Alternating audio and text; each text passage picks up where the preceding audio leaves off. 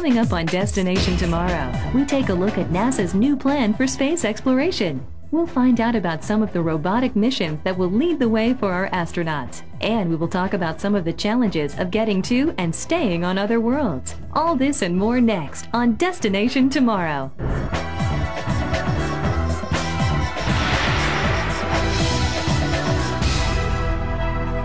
Hello everyone, I'm Steele McGonigal. And I'm Kara O'Brien. Welcome to this special edition of Destination Tomorrow. On this episode, we'll be focusing on NASA's new exploration plans to travel to the Moon, Mars, and beyond. In recent months, NASA planners have been preparing for a new initiative that will set a pioneering vision for NASA's exploration programs. To prepare for this vision, NASA researchers are developing a step-by-step process that will enable us to reach this goal in a safe and economical way. First, by using robotic missions as a test bed, then gradually, moving into human missions, NASA is paving the way for a human presence on other worlds in the next few decades. This new NASA vision will help us carry on the basic human desire to explore. From the earliest discoverers to our modern travelers, every step taken from the known into the unknown has helped to feed this exploration instinct. One of the most important agencies ever formed to help meet this need is NASA, or the National Aeronautics and Space Administration. Obviously, exploration has been one of the cornerstones of the NASA mission throughout its existence. Over the years, the talented men and women of NASA have changed our world for the better, making exciting discoveries that have not only furthered the space program, but have also transformed our daily lives here on Earth. In fact, for every dollar NASA spends in space, at least $7 is returned to the public by way of inventions and discoveries. This investment return can be seen in everyday technologies, ranging from cordless power tools, cancer research, to weather prediction. Over 30,000 inventions and discoveries have been made as a direct result of NASA's involvement. Although NASA has done a great job pushing the envelope of exploration in space and back here on Earth, there is still much more that needs to be done. Even with great public support to reach our exploration goals, few people understand the challenges we'll face in getting to other worlds. To help us better understand the technical and environmental problems we'll encounter, researchers will first plan to test the waters by increasing our robotic presence throughout the universe. These robotic missions will expand our knowledge base and help us focus training that will prepare humans for the next step of exploration. Now, to help us understand how this will work, Jennifer Pulley spoke with Mark Saunders at NASA Langley Research Center to find out more. The history of the space program is very impressive. Since its beginnings in 1958, NASA has grown to be one of the most revolutionary agencies in recorded history.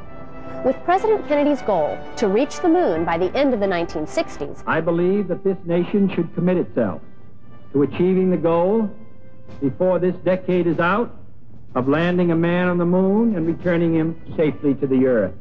and with the backing of the American public, technologies that would have seemed impossible in earlier years were being developed and perfected in record time.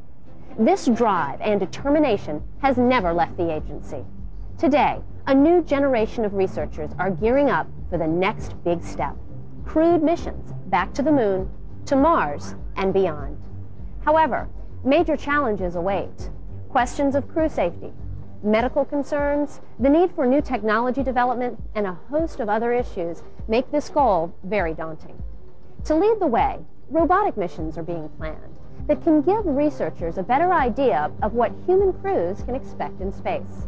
I spoke with Mark Saunders at NASA Langley Research Center to help us understand how these robotic missions will work. Our robotic missions are actually precursors to what it is that we're trying to accomplish with humans. They're the probes that we're sending out to help us understand what it is that we're getting to when we send people there. They're testing new systems, collecting data about what's actually happening on the planet's surface as well as the atmospheres. We want to make sure that we understand this to the maximum extent so that we're always sending humans in a safe way. So Mark, what is the definition of a robotic mission? People think of robots in many different ways, and those of us in the agency actually do that as well. We're making spacecraft. You know, as an example, the Hubble Space Telescope is a robotic spacecraft. It's actually very smart, but we talk to it a lot with people on the ground that kind of tell it what to do on a periodic basis, usually in terms of minutes. But as you get robots that are going farther out into the solar system, they need to really operate a lot on their own because it takes a long time for us to talk to them. So radio waves go out there and it's hours before we hear back from them. So they're actually operating pretty much by themselves. What can we expect from robotic missions in the next few years? As all of us have been watching, the Mars exploration rovers have been doing a great job on Mars. Cassini is at Saturn with its Huygens probe. We're planning the next series of missions, both for scientific purposes, as well as to prepare us to send people on to the moon and then on to Mars. The first of these planned robotic missions will be going back to the moon. The goal is to have these robots pave the way for humans by mapping the lunar surface, surveying potential landing sites, and searching for water ice. Now, tapping into water ice could be very important because human explorers could not only convert it into oxygen and hydrogen for breathing, but they could also use the gases to produce rocket propellant for future missions to Mars. In short, these robotic missions will allow NASA planners to design the needed equipment for astronauts to live and work on the moon, while also helping them prepare for future missions to Mars.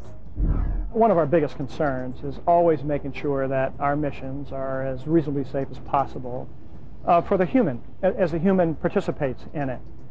So when we send out robotic missions to the moon and to Mars, we're trying to understand what the moon and Mars represent in terms of their environmental conditions, what they're made of, are there any elements there both in the atmosphere on Mars or on the surface of the moon that might have some toxic properties, and as well as their physical characteristics, their composition, so that we understand when we build a human spacecraft to go with humans in it, that the system that we send is compatible with the environment that it's going to be in. So that's one major point. The second point is that, like the explorers of old, to the degree that we can use resources that we find, we want to be able to use those resources to help sustain them. And doing this, by the way, reduces the cost.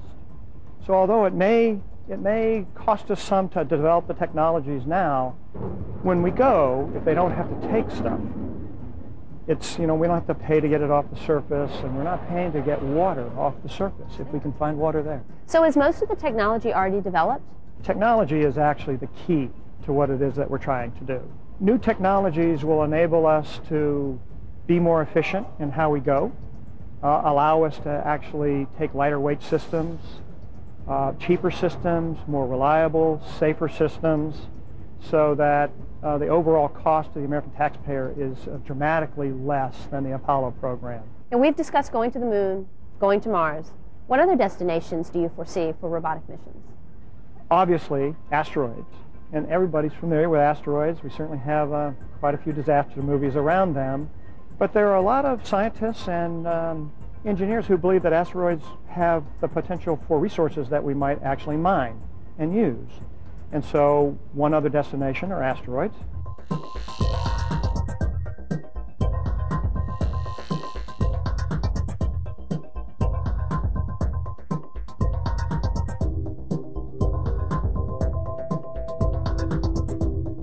What our strategy is to begin to make small steps towards the moon, to Mars, and then on to destinations beyond that. So we're going to gradually, over the next decades, push our human exploration beyond the boundaries as our robotic explorers find out new things about what's interesting out there. Coming up, we'll find out about some of the major challenges facing astronauts on long-duration missions. But first, did you know a special robot is being designed to work primarily outside a spacecraft on extravehicular activities, or EVAs? The Robonaut will not be autonomous. Astronauts inside the spacecraft will use virtual reality display technology to visually immerse themselves in the robot's workspace while remaining safe inside the spacecraft.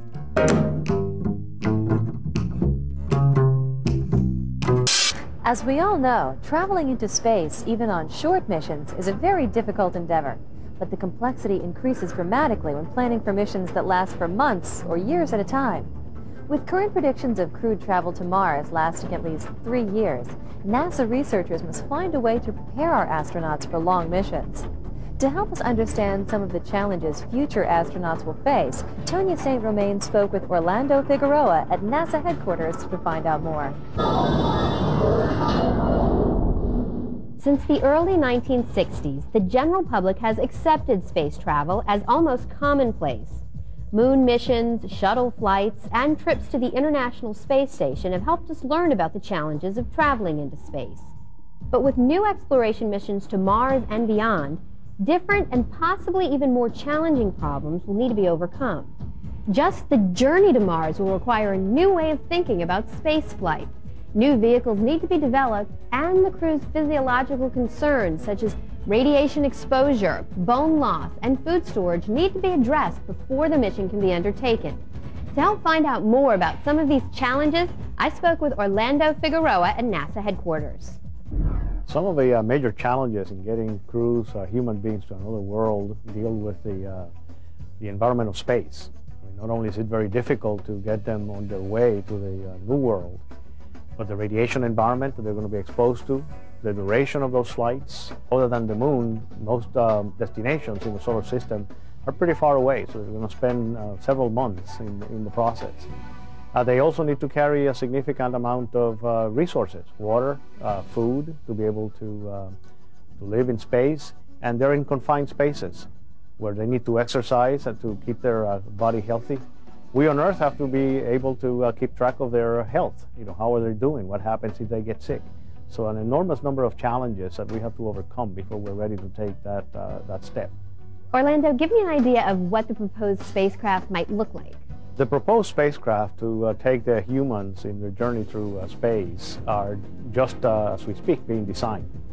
They're called crew exploration vehicles, vehicles designed to be able to carry on board a number of astronauts and have all of the equipment necessary, the food and other equipment, for them to be able to go on their journey. Now, they are similar in shape, perhaps, to some that we observed during the Apollo era.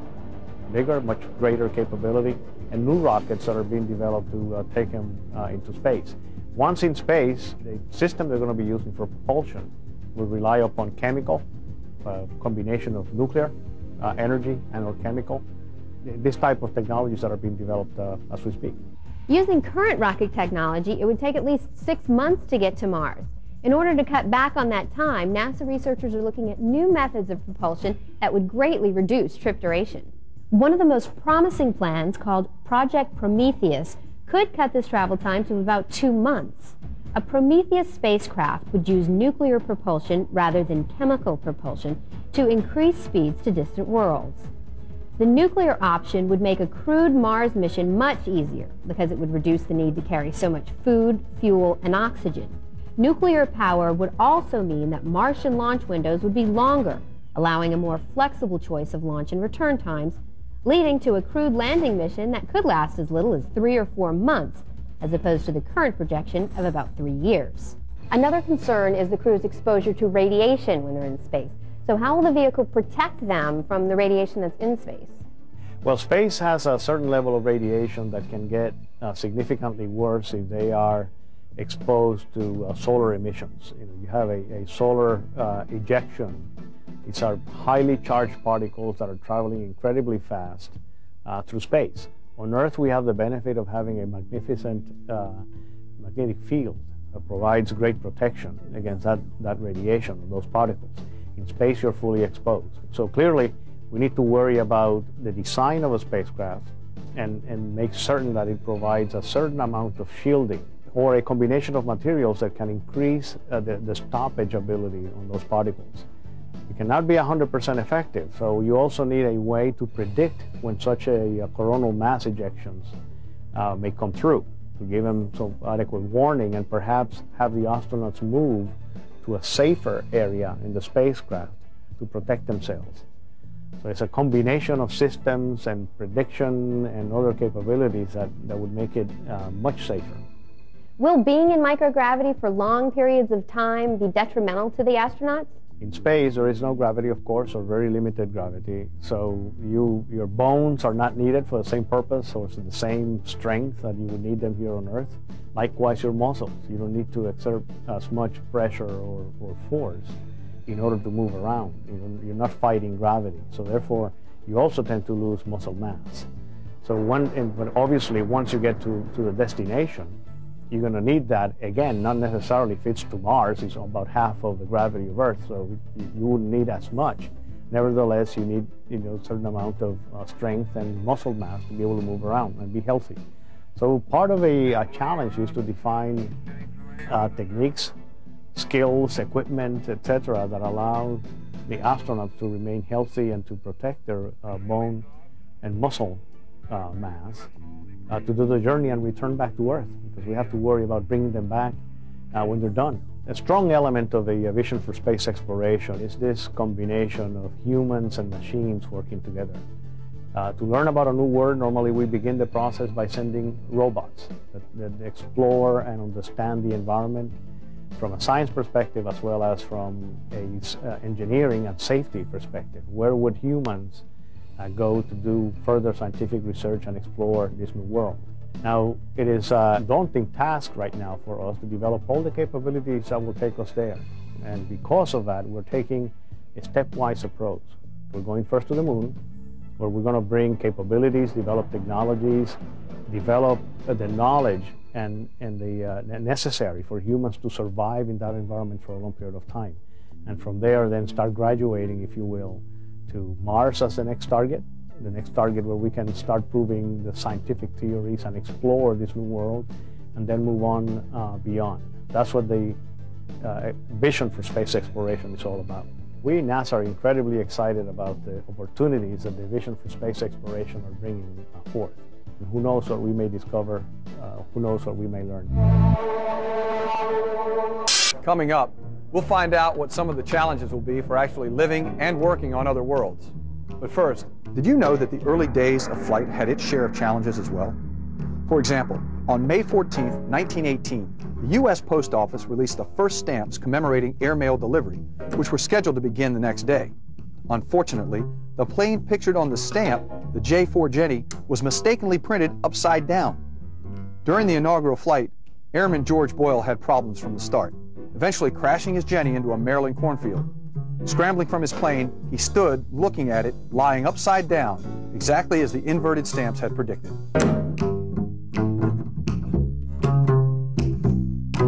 The prospect of living and working on other worlds is very exciting, but there are many questions that need to be answered before this vision can become a reality.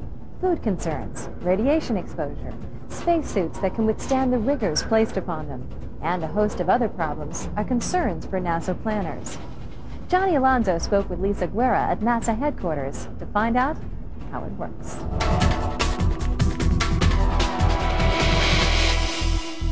In the late 60s and early 70s, researchers at NASA learned quite a bit about living and working on other worlds with the success of the Apollo moon landings. These missions helped broaden our understanding of how humans could work and interact outside of the comforts of Earth.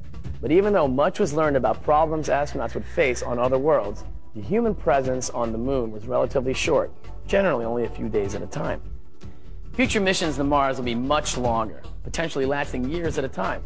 Things that many of us take for granted, such as food, clothing, medical care, and safety, will be some of the biggest challenges that need to be addressed by NASA planners.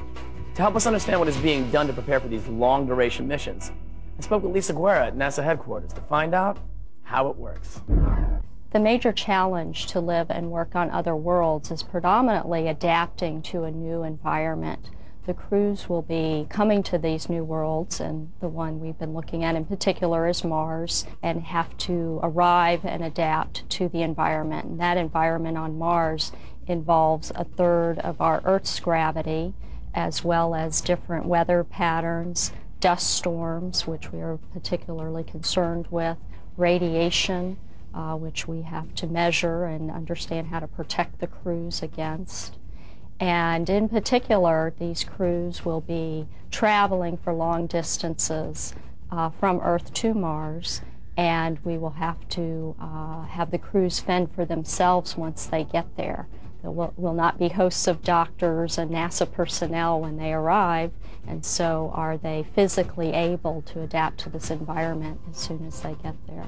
So when our astronauts arrive at Mars, will they have to build permanent bases, or could they just live on the spacecraft that they arrive in? Whether they live in their spacecraft or we would have to have a more permanent habitat for them would depend on how long they would stay at Mars. And there are two different approaches to sending crews to Mars. One involves a short stay, and that's on the length of about 30 days on the surface of Mars. If that's how long they would be there, they could probably live out of their spacecraft, much like the Apollo astronauts did. However, if we take the other approach to going to Mars, they could be there for almost 500 days, from a year to 500 days in Mars vicinity. And in that case, it's a very long time for 6 people to live out of one spacecraft, so we would probably have a larger habitat and presence on the surface.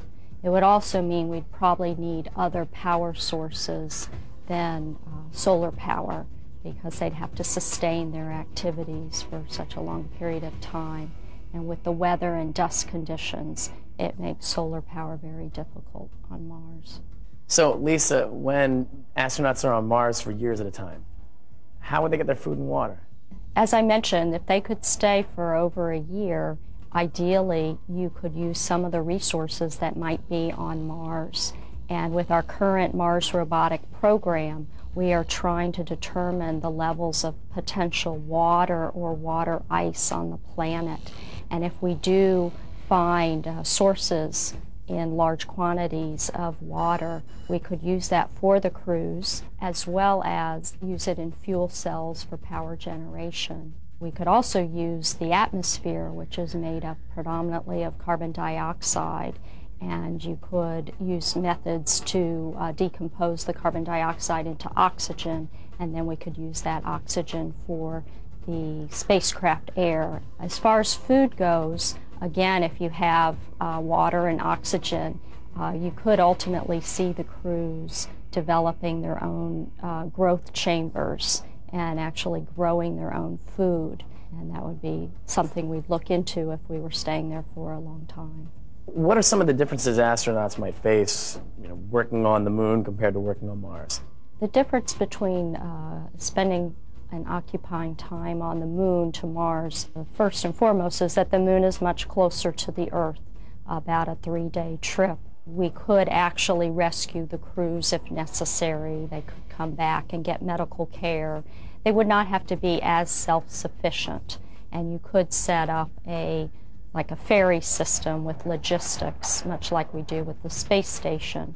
So again, the crews could operate for varying amounts of time, but still be reliant on the Earth. Whereas the distance to Mars is so much greater, we'd have to build the reliability and maintainability into our systems and have the crews be much more self-sufficient.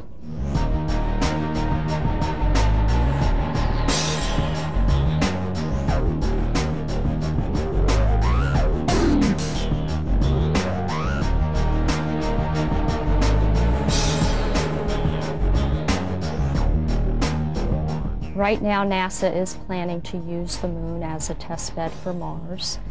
This would be primarily a systems-type test bed, design some of these life support systems and spacesuits and use them and work them on the moon and learn from that engineering experience and then improve the design for Mars. One major challenge that will need to be addressed will be what type of spacesuit our astronauts will wear on other worlds.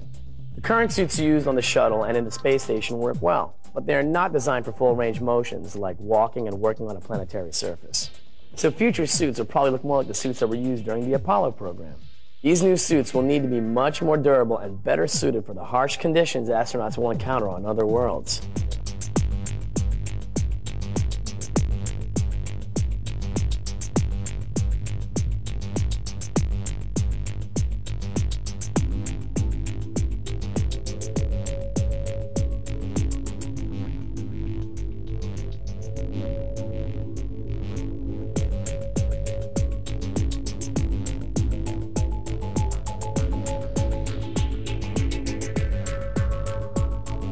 The other issue, though, with spacesuits for Mars is the dust issue. The dust tends to be very electrostatic, And there are concerns that if you came into the habitat or the airlock with your suit, that dust would get circulated into the air system. So there are concepts being developed where maybe the suit never comes into your habitat, that you actually step out of it, like walk out from the back of your suit into your habitat, and the suit's always exposed to the environment. We're looking at this as not just a milestone, but a journey to actually get beyond Earth orbit, to get beyond the moon and go to other worlds. And so everything we do today and everything we expect to do in the next couple of decades will give us a capability to enable us to get to Mars. And it may not be within my career, but it may be the young engineers in school today, that they will see it through, and the next generation and the next generation. So that's how it works. So for the next generation of explorers, a walk on Mars might be in the cards. With my pull here at NASA, I just might see you there. That's it for this edition of Destination Tomorrow. I'm Steele McGonigal. And I'm Kara O'Brien. For all of us here at NASA, we'll see you next time.